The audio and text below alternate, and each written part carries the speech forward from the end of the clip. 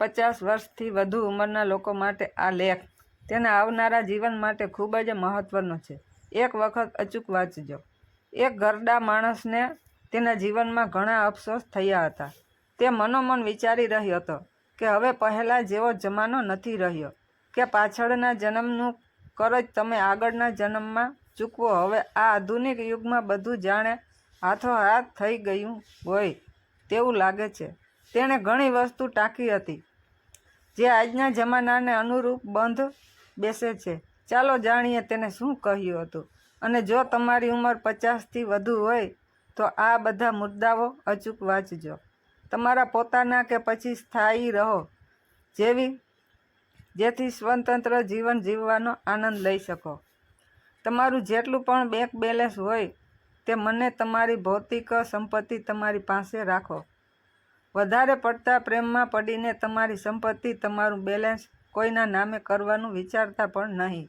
પોતાના બાળકોએ કરેલા તમને વાયદા પર નિર્ભર ન રહો કે તેઓ તમારી વૃદ્ધાવસ્થામાં સેવા કરશે, કારણ કે સમય બદલવાની સાથે સાથે તેની પ્રાથમિકતા પણ બદલી જાય છે અને ક્યારેક ઈચ્છા હોવા છતાં તે લોકો કંઈ કરી શકતા નથી.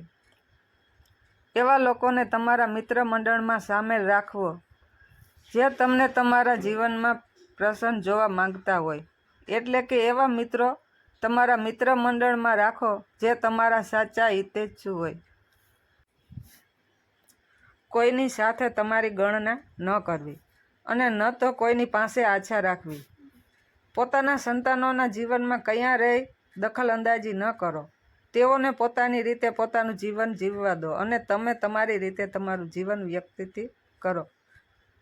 તમે તમારી વૃદ્ધાવસ્થાને આધાર બનાવીને કોઈની પાસે સેવા કરાવવાનો કે તેનું સન્માન પામવાનો પ્રયાસ ક્યારેય ન કરવો.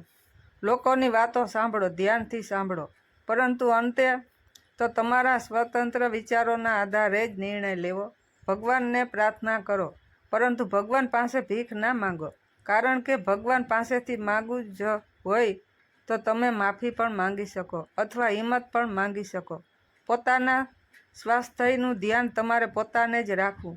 તમારા ખોરાકનું, તમારા ડાયટનું વગેરે બધાનું ધ્યાન તેમજ તમારા આર્થિક સામર્થ્ય અનુસાર સારું અને પૌષ્ટિક ભોજન લેવાનું રાખો.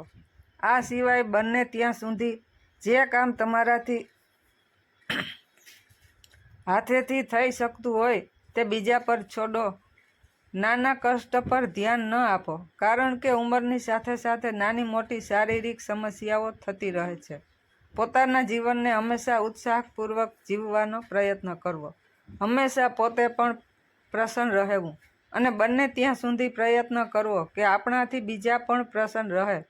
દર વર્ષે નાની એવી યાત્રા 1 અથવા વધુ વખત કરવી જોઈએ. આનાથી તમારા જીવન જીવવાનો નજરિયો પણ બદલી શકે છે. કોઈ નાની મોટી વાતમાં જો તકરાર થઈ જતી હોય તો તેને ઇગ્નોર કરવી અને તમારું જીવન તમારે સ્ટ્રેસ ફ્રી રહીને જીવવાનો પ્રયત્ન કરવો.